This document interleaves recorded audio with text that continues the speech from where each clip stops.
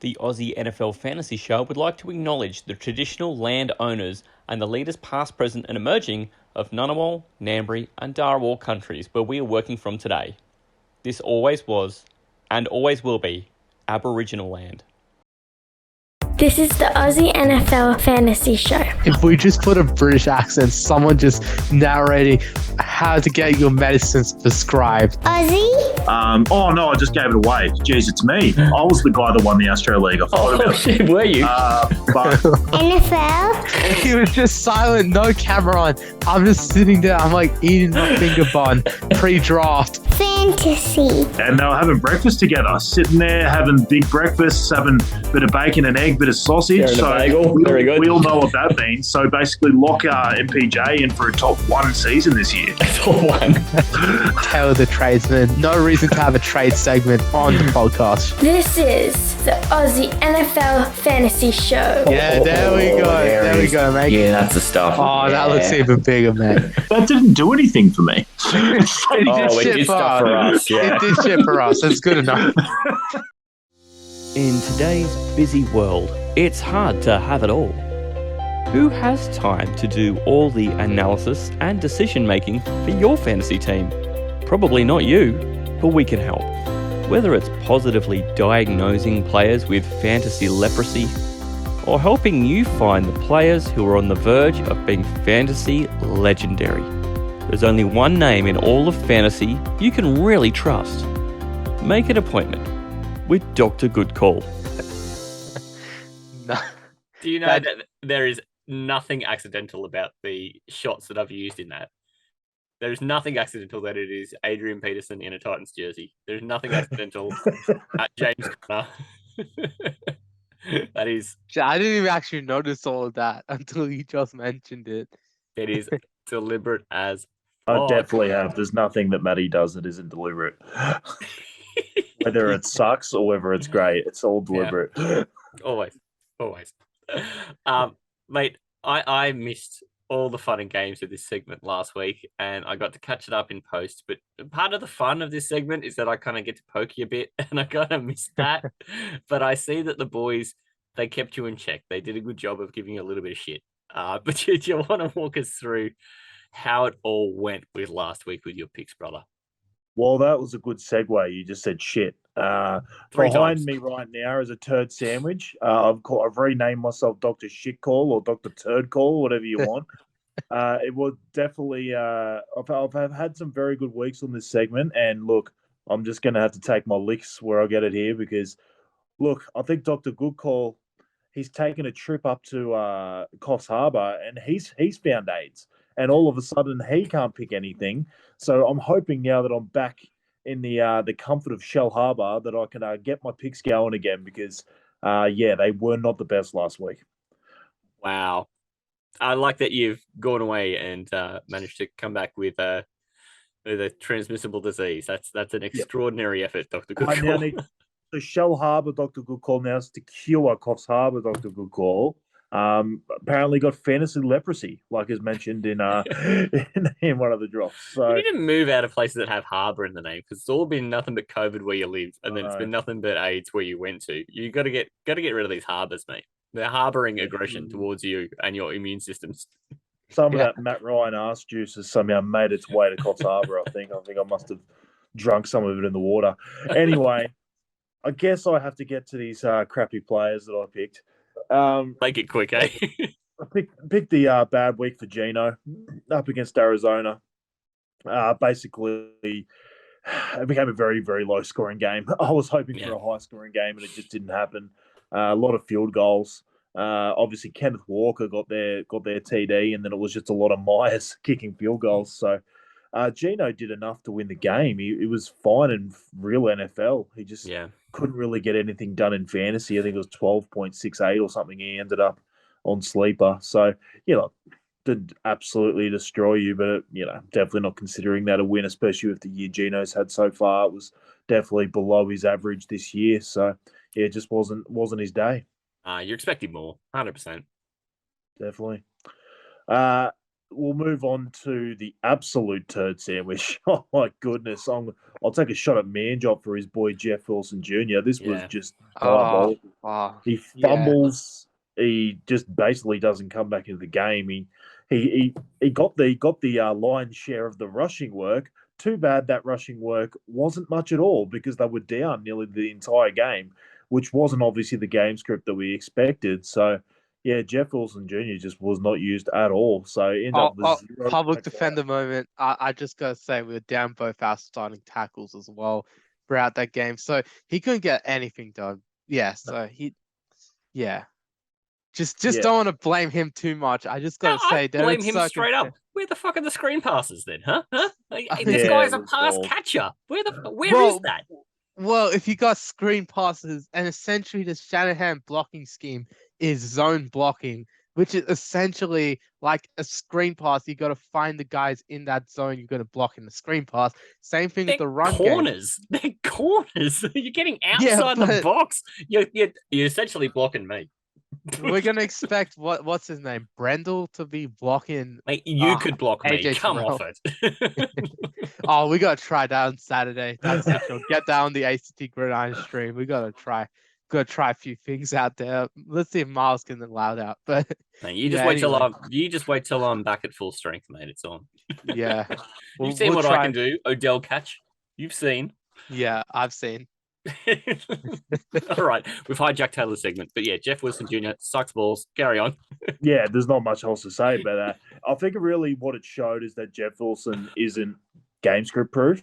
Like we've obviously seen what it looks like when the Niners are actually down for most of the game. He just sort of gets sat on the bench, and obviously the fumble didn't help. But I don't think he's the kind of guy you want to be playing in a game script that they're down. So look, I wouldn't be that keen on him this week either against the Chiefs because that's not going to project as a game that you could guarantee they're going to have a good game script in either. So yeah, I just think it proves that, in games where the Niners are humming and they're ahead most of the game, Jeff Wilson's a good play.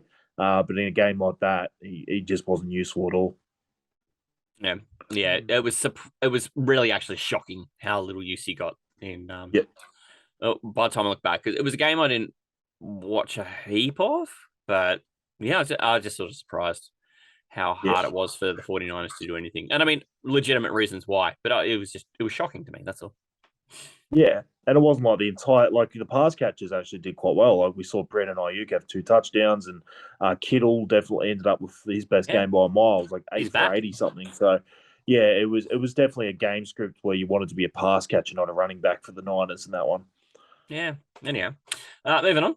Wide receivers. Speaking of pass wide catchers, receiver wasn't too bad. I was relatively happy with my Rondale Moore pick. I think he came in at wide receiver 113. So I like to say that he definitely wasn't exactly a chalk pick. I definitely went down the barrel to pick him. I just liked his matchup against Seattle. I kept talking about the fact that I didn't feel like what the rankings in terms of Seattle's defense up against wide receiver really told the true story. I don't believe they are a good defense, but what was happening was they were so bad against running backs in the first few weeks that the numbers really skewed away from the wide receiver position. So it was popping up like they were 4th or something against wide receiver, but nearly 30th against running back. So I thought that was going to sort of regress to the mean a little bit. And look, Rondale Moore put up over 10 points. So he didn't have a terrible day, but, you just didn't see any huge breakaway plays from really anyone on the Cardinals. It was just a horrendous offensive day for all of them. And, if you're a Cardinals fan, you're just hoping that turns a bit with the return of D-Hop. Yeah, a lot of NFC offenses struggled in the week just gone. Undeniable and just sort of bad luck because you think, gee, if there was ever a time that things could turn around, that would be one, especially with Rondale Moore sort of coming back and looking like he'd be nice fresh legs in this offense that needed something to invigorate it. And I mean, he scored, what was it, almost 11 points in PPR. So, I mean, I think you could probably say it's a win. Yeah, I probably would, honestly. That'd be the only one I could consider as something that you would consider a win, especially where he's picked from. Like, he was definitely on waivers before that week. So, I'd consider that. Definitely the best pick out of the 4. I'll give you a pastry for that. Oh, thank you. I'll take it. My pastries aren't good or prestigious, but, Just as long as they weren't made in Coffs Harbour, then I'll be fine. Made in Carabar. Perfect. All right, I'll move on to tight end. So I for this segment, I took the shot on Taysom Hill, the Swiss Army knife.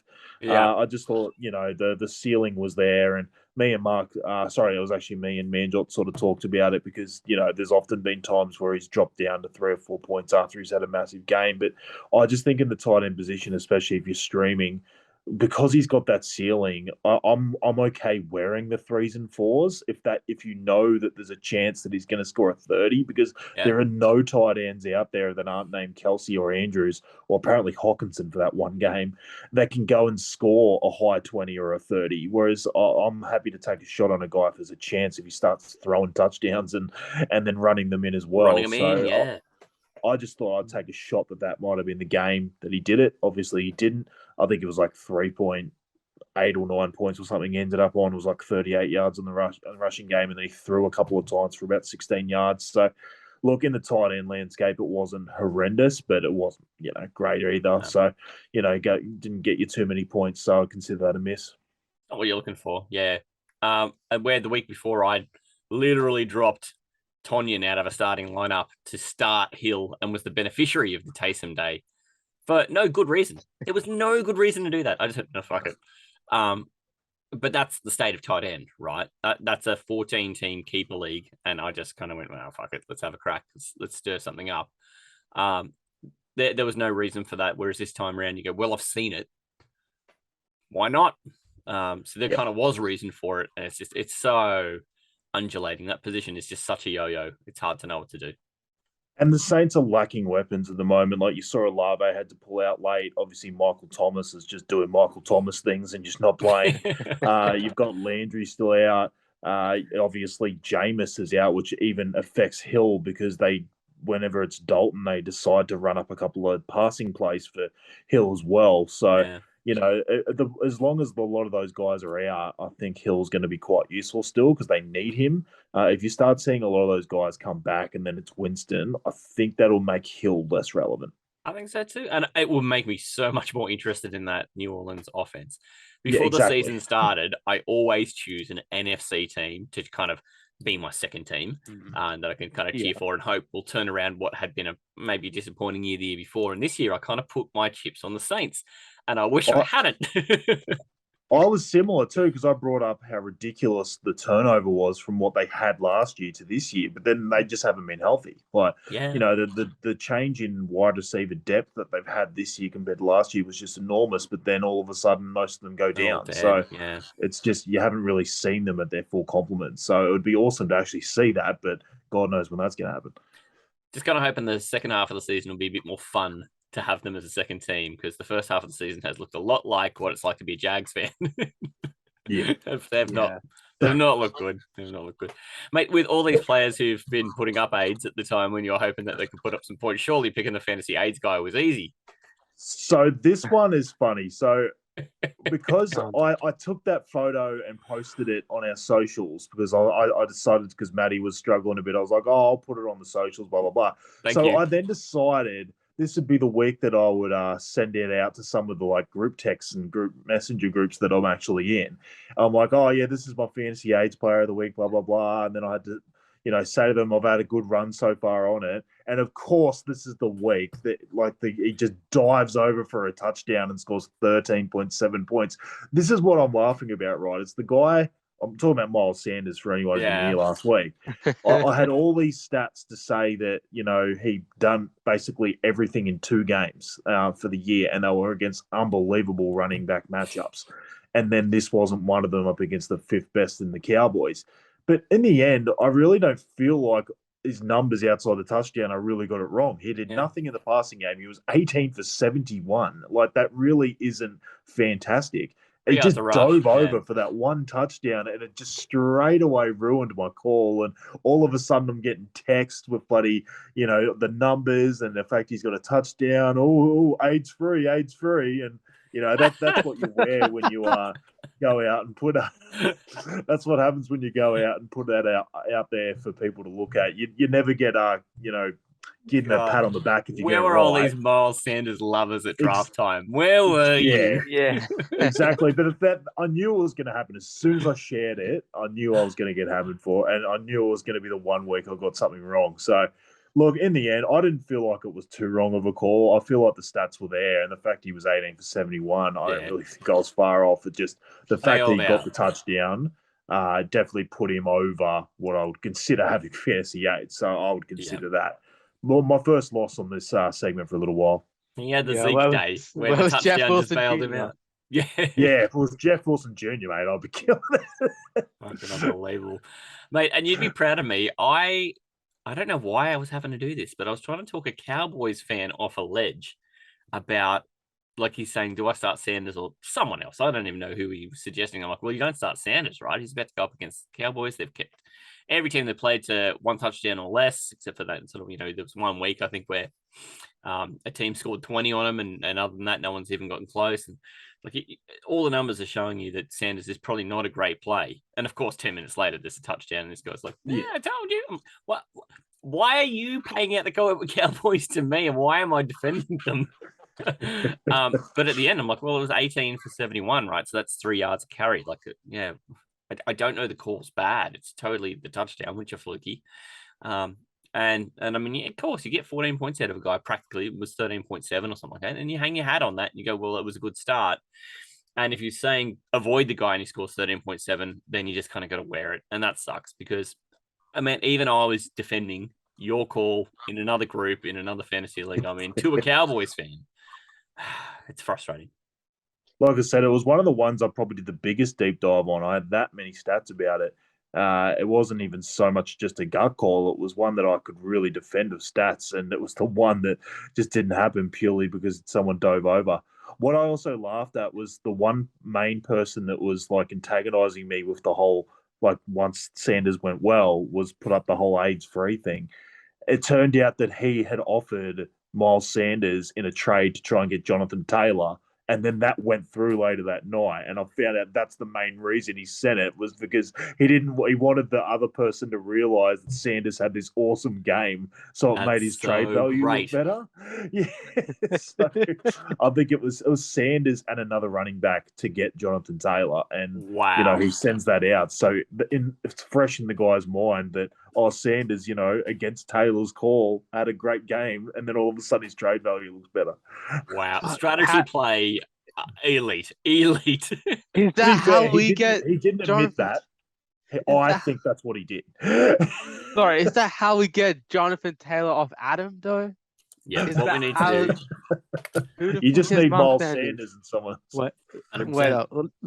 Yeah, Manjot's going to work on a trade for Miles Sanders. Then look, you guys talk about Dr GoodCall. Take it easy, I'm out. Yeah, Manjot, he's going to do some research for me. We'll have a board meeting after this, Manjot. Yeah, straight after. Yeah, the wankers. We meet at all times of the day, mate. The wankers. Yeah, it's fucking hard. It is. Need to at the moment. It is. The problem is in our meetings, we need to talk more football and less about, commentary and the 49ers injuries, and we actually social media talk about constructive things. This is the Aussie NFL Fantasy Show. Maddie C. James Conner's behind the goal. Don't look behind the goal. And I look like I'm wearing my dad's shirt. Totally like McCaffrey. It always looks like he's wearing his dad's gear. Fantastic. I'm glad that you've still got the, that luxury of being allowed to lick rhinos still in the back pocket. Aussie? And then T. Higgins. Like, these are just 3 guys, Manjot. If you left him in a room alone with, he would totally just lick them all. NFL? The gap between Connor and Montgomery is closing, by the way. I'm really happy about this. Fantasy. Oh, give me a scoop of the Heebies to go with my GBs on that one. Mate, I'm all kinds of happy about that. You're like, oh, fucking predictable Matty. Yep. Always doing the same fucking things. I'm so disappointed. I really wanted to smack that ass, son. I'm going to go with old Goggles McGee. I know that you're all really keen to get this monkey off your back now and set things back in order after a week of rough results on treatments. What do you prescribe for me this week, brother? All right, from Shell Harbour, mate, this is going to be some good prescriptions.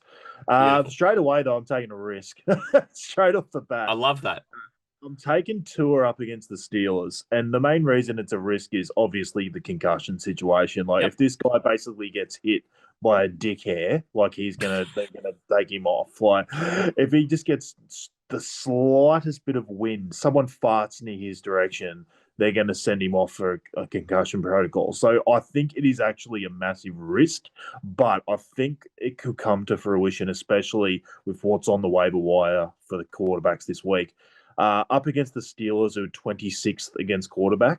I just think it's a really good matchup. I wouldn't be surprised if you saw the Steelers all year be really shit away from home and then maybe just played okay at home. Like you saw them go all right against Brady last week. Yeah. We have no idea what the fuck's going on with Brady at the moment. So I'm not going to use that as a thing to say I'm worried about the Steelers D. Like they've basically got like milkmen and buddy accountants playing quarterback for them at the moment. Like it's honestly with a healthy Hill. I know Waddle got banged up, but they reckon he's going to be all right for the game. Yep. I just think Tua steps straight back into this team and.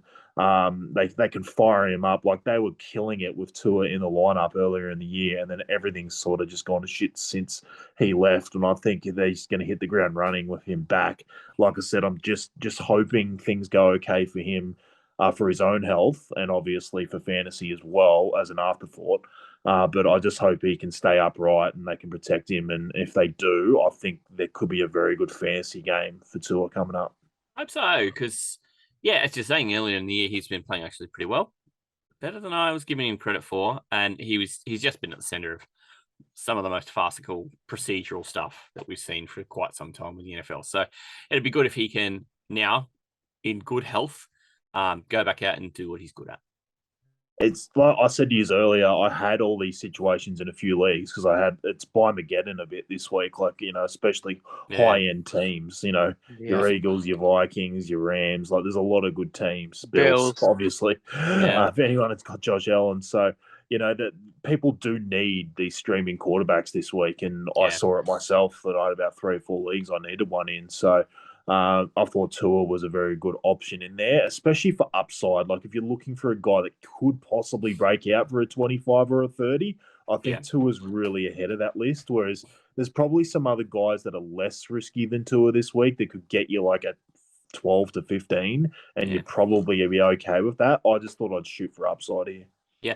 Yeah, and I think because it depends, right? If you've been one of those teams who's getting by with a guy like Stafford and you're 2 and 4, this is the pickup you need. But if you're the 5 and 1 guy who's just got Josh Allen, you're like, fuck it, I just need to sail the week. You just need to get through, Yeah, and it's a different proposition. So this is why this segment's super valuable, right? No position more desperate for this than running back, mate. We could use your advice. It stems a little bit off our Zeke talk last week in the public defender. I'm going to go Pollard up against the Lions. I think there could be a very good game for both Pollard and Zeke this week. I just think with Dak coming back, I think they'll probably try and ease him in. And we all know how bad the Lions' defense is all over the field, really. But against running back, they're especially shithouse. They are 31st against running back. And again, that's only because the Texans just basically, are like Moses and just part the seas down the middle. But they are so bad. Like, I just cannot talk about it enough. Every single time we watch them, people are just torching them on the ground. And I just think Pollard, with his speed and athleticism, I just think he's bound for like a 60, 70-yard play here. I think Zeke could get more of the volume than Pollard, but I could see Pollard making the massive plays against this defense, and I wouldn't be surprised to see him have some stat line of like 8 carries for 120 yards and a touchdown. And you could probably see Zeke have like 18 carries in this game and have less yards. Like it's one of those situations. So I just think Pollard's going to have a great game here. And that, again, like I'm saying, that doesn't mean I think Zeke won't as well. I just think they're going to run the ball a shit ton in this game. Yeah, gee, if ever there was a time to try and finagle Zeke off a Zeke owner, this might be it. But like, I think this is the thing I've seen from watching. I've watched probably more Cowboys this year than I have for a while.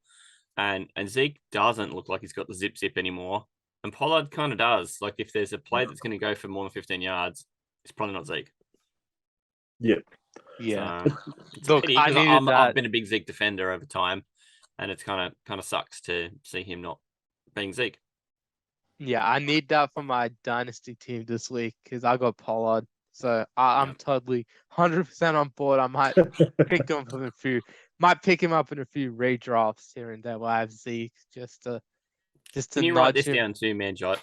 Adam has got both Jonathan Taylor and Pollard in our league, Pollard. so we just need to go after him.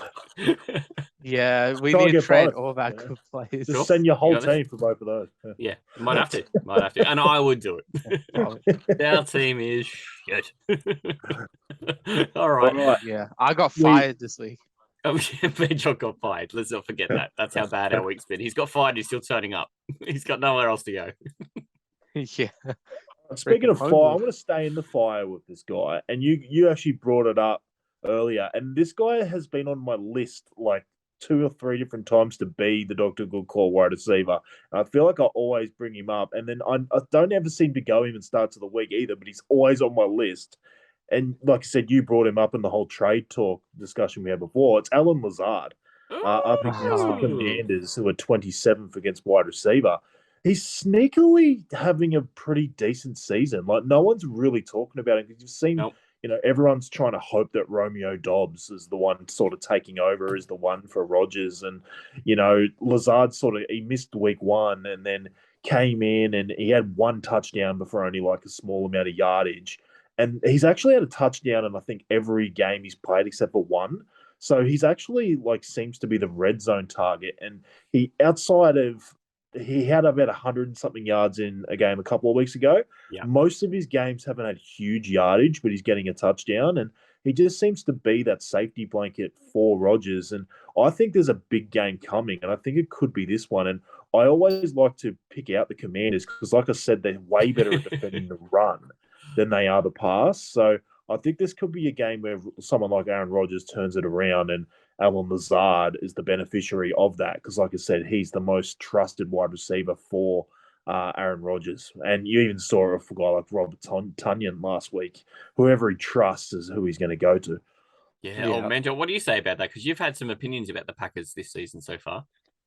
Look, my boy Sauce Gardner owns him. So that's all I know. That's what I was just trying to research. I was like, who's that dude who just owned him? Oh, yeah. Just saw in my graphic. Sauce Gardner. So, Full yeah. sauce. So I've been researching the background. Just wanna remind all the Packers fans that Sauce Gardner owns your team. But Sauce has got the juice. yeah, he does. But look, Lazard against that Juice? Yeah. Look, Juju actually played Fresh well cut. last week though. Yeah. We wanted to He talk can about it. After you he trashed can him. get a pass. He can get a pass on that nickname this week. But look, Lazard against that secondary. It should be a good matchup.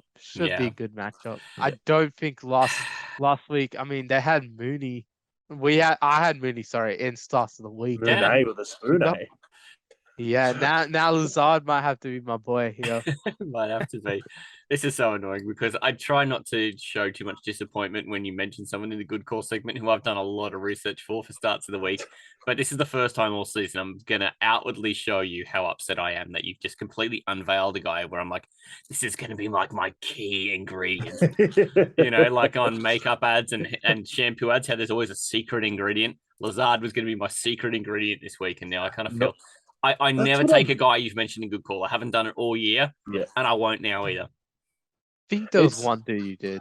But... I've mentioned him a lot, but it's always been like an afterthought. Like it's always been at the end where I run through my list of guys that I had for a position. I always have Lazard there, and I just never take him. And he's actually my wide receiver too. I've been running him the last couple of weeks in a league, in a 12-team league, full PPR, and I've actually been quite happy with him there. Like he's been really, really solid. So, can't complain with Lazard there. My tight end. Your loose end. My loose end. And honestly, it's one that I really got to watch a lot of that, feel sad for me. I got to watch a lot of that Denver Chargers game the other day. Poor bugger. And I'm going Dulcich. I actually saw a lot that I liked for Dulcich, and a lot of people were talking him up in the preseason as someone who might usurp Albert O, and he obviously got injured really early, and you just never saw anything of him.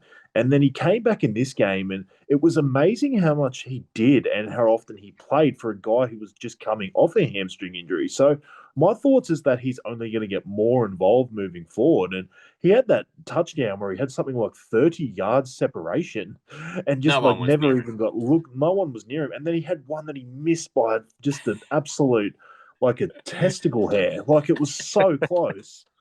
And he would have had 2 touchdowns on the day. And to be honest, I think he just looks like one of the best pass catchers on the team. And I Yeah. think, as a tight end, I think Russ is going to need someone like that because Russ cannot cook. And if he does, it's just turd sandwiches. So I just think Dolcic is actually in a very good situation moving forward. And he's up against the Jets. They're 19th against tight end. So neither terrible or great. But I just think that he's going to be needed in this game. So, I just saw a lot from him. This was more of a watching with my eyes and seeing a guy who I thought looked very talented. That's pretty much all it is for me here.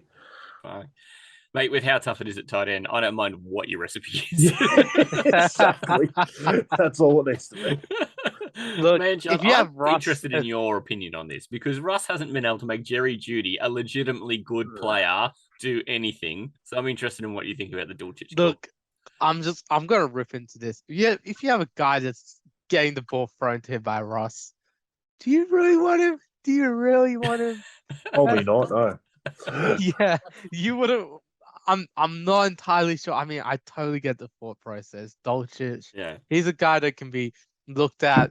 I just put him as a bench player, to be honest, because I don't want anything to do with Russell Wilson at the If moment. you've got Dawson knocks on by though, and you just got to find a guy, would you entertain this? Or is this Yeah, like, no, too far in the bargain bin for me, not doing it? I mean, depends on what my other options are, but if he's the best option, then of course I'm going to take him. Best player available. In terms But of like rankings, he's going to be the worst option. This is why I've gone really low here. Yeah. This is pure. This is me trying what to I almost like. get in before he goes like sort of off because I just think he looked awesome. Like I just think he yeah, was easily the best pass catcher in that game. I'm not guaranteeing that just continues, but I just don't see how a guy coming off a hamstring injury and missing the first 4 or 5 weeks of the season comes back, does that, and then goes backwards. I just can't see why they would do that. Like they're going to need He looked more and good. more pass catching out of him. So look, again, like Matty said, that's all I felt like I needed for tight end, and especially in this segment. So if he goes out and gooses, then so be it. But I think Taylor I'm could pick taking the almost shot. any other tight end here for the AIDS segment and win. Yeah, So yeah, exactly. It's mate, it's a shot in the dark. Put it that way.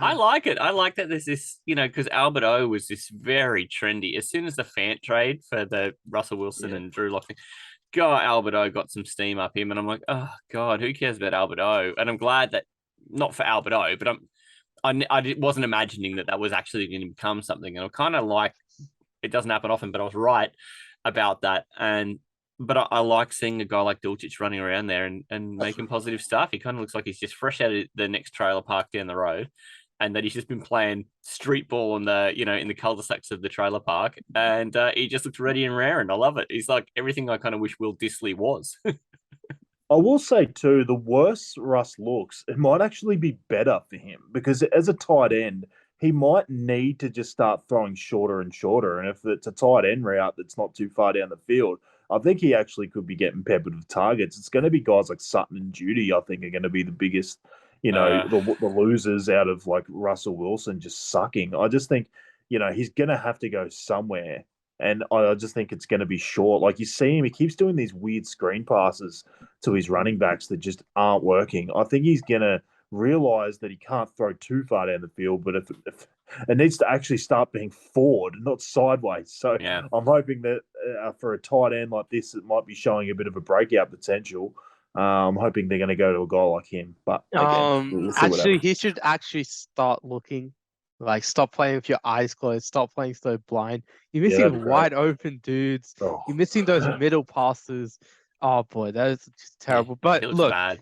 I'll give him credit for the first half. That was good. But then 15 passing yards in the second half. Come on, man. This is why I don't want anything to do with him. It's just too volatile. Even when it works, it's just too volatile for Russ. He has like maybe one good drive, one good half, but then he's not good enough to sustain it over the full game. This is one of the worst quarterback seasons I've ever seen. from anyone. Considering Even how high profile he is, yeah. yeah, This this is is By like the probably up way, the there most with Brett Favre to disappointing. the Jets. It's that bad. It's right up there with that. Yeah. I'd say this is worse than 2015 Manning at this point. This is way worse than 20. It's Well, that way guy won a worse. Super Bowl, so hang on. Yeah, so 2015 Manning is better than Wilson. That's what I'm Yeah. saying. Manning did enough that he had what 240 yards a game and got enough that the Broncos defense could actually win them that Yeah. Super Bowl. He did enough in that AFC Championship game as well. You look at Yeah. Peyton, he was the reason they won that. Whereas Wilson, he's not Yeah. even going to get to the freaking playoffs at this point. He's Oh 2 no, and 4. They're absolute garbage, absolute dog shit. I don't want anything to do with that offense. So look, I'm respectfully going to disagree with Dr. Goodcall. Look, I'm willing. If Dolchich does well, I'm willing to eat that L because I just don't want.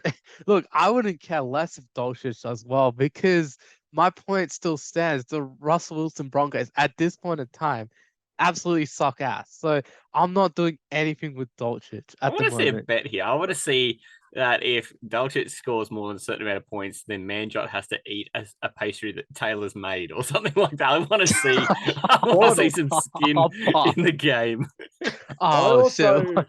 I also want to bring back a flashback to our preseason pod from God knows how many months ago when I tore absolute shreds off Russell Wilson. So you want to talk about a Taylor nailed? Yeah, I you thought I did. got You in front of did. that before anyone did. Everyone was talking up Russ like he was the best thing since sliced bread. He's 40 million a year. He's going to save this franchise. He's going to take them to the Super Bowl. I was on this Best like division on earth. Yeah. like a Taylor on a hot cake. Like I was just all over this thing, and he's been so bad. And so I don't want to be seen as the like Russell lover here by taking his No, time. you've never been the This is Russell. not what I'm going to be.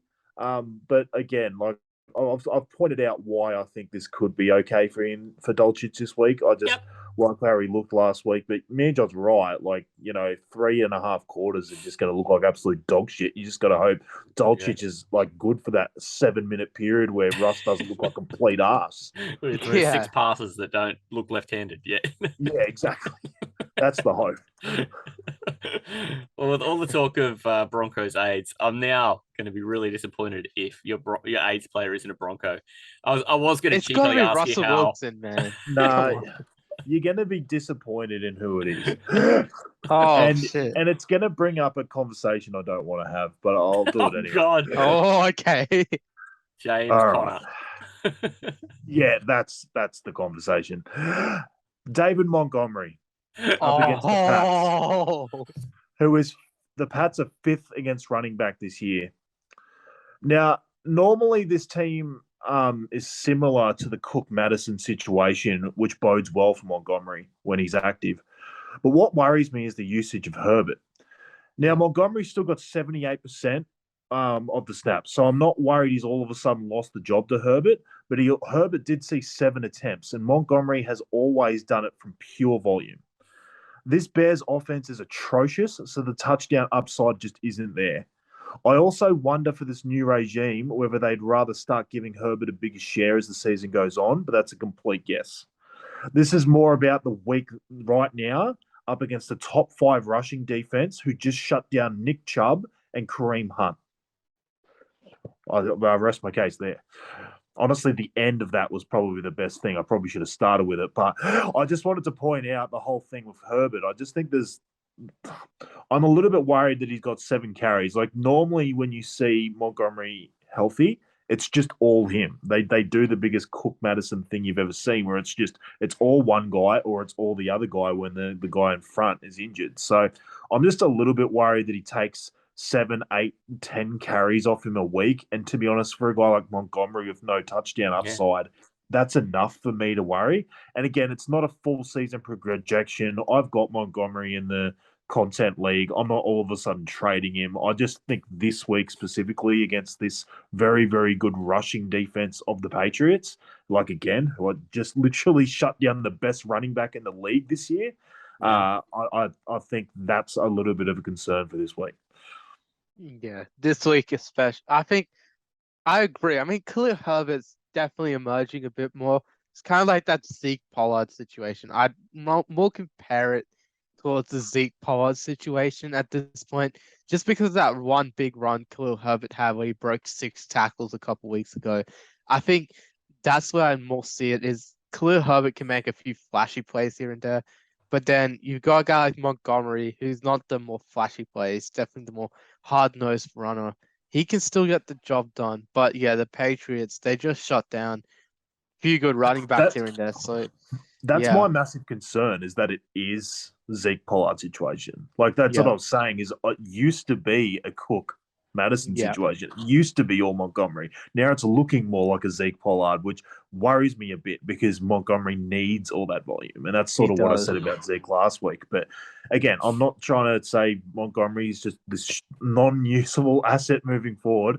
I just think in general against this team, it's going to be hard for him because if he's Yeah, only getting, say, 12 to 15 touches instead of his 20 up against the team that doesn't give up a high yards per carry as it is. I just think it could be tough sledding for him this week, but that's not to say in 2 weeks if he gets some shithouse running defense that he's not going to dominate in that game, and then all of a sudden he scored 40 points over 3 weeks and it looks like he's gone great. So I just think this week specifically it could be tough for him. yeah, This week and next week are the two tough ones for him there. I don't doubt him getting the volume because, as you've said, the time he's on the field isn't rivaled. The one thing that gave me a little bit of nervousness as a big defender of David Montgomery was seeing Khalil Herbert in on a goal line drive. Yeah, that is the way. Made Yeah. me shit myself. And then the next goal line drive, yeah, Khalil Herbert's back on the fucking bench, right? Because he's not Montgomery, and that was right. But yeah, the 7 touches, I wasn't as concerned with that. It was just where they were happening. Look, the volume split is still so significantly to Montgomery. For sure. I'm not so worried about that. But it is really that this week and next week where it's Patriots and then home to Dallas. Yeah, I think these 2 weeks you could probably front him up again next week, and you wouldn't get much argument out of me that it's going to be tough sledding for him. But it is a volume proposition for me, which is why I'd still go ahead and start him. But I understand why if you're like, gee, if your team is built in a way where he's your flex question, you might actually have a better option. And that was my thing about Sanders last week was I'm more trying to look at guys that most people would start most weeks, but if they're not your running back 2 that you have to play and you have a decision on them, I'm saying that, I'm looking at matchups and things like that to say that you could bench him in this week. I'm not saying you have to. I'm just saying you could for an option that's of same relevance that might be a wide receiver or something else you could put in the flex. I think this is kind of one of those weeks too where buys probably don't kill you at running back because you're missing Dalvin, okay, but what were you missing from the Rams? Were you really putting a heap of trust in Singletary at the Bills? Eagles and Bills, there really wasn't too much. So Sanders was really the only other one who's off this week aside from Cook, who is a question. So it really probably doesn't punch too many people in the crotch of depth too much this week in a way that it might in other weeks. Crotch of depth. What is that? That's a great visual. It just came out that way, and I'm glad it came out that way instead of the depth of crotch because I don't know what that would look like, and I don't really want to start.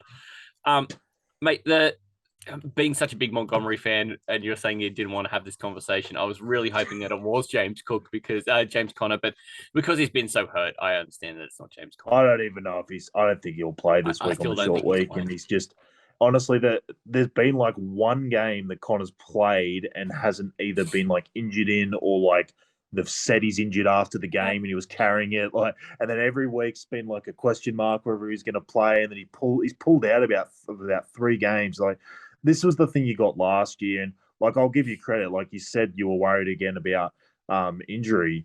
Again, I just don't like forecasting that, and I still don't feel like I've got a full picture of what he looks like in his actual role in this team this year. And again, they haven't had the touchdown upside for him to obviously to get anywhere near what the touchdown production was last year. I still think it's an option. Like I don't think he's a bad trade for low candidate right now because they're going to get Hopkins back. You would think that's going to make their offense better.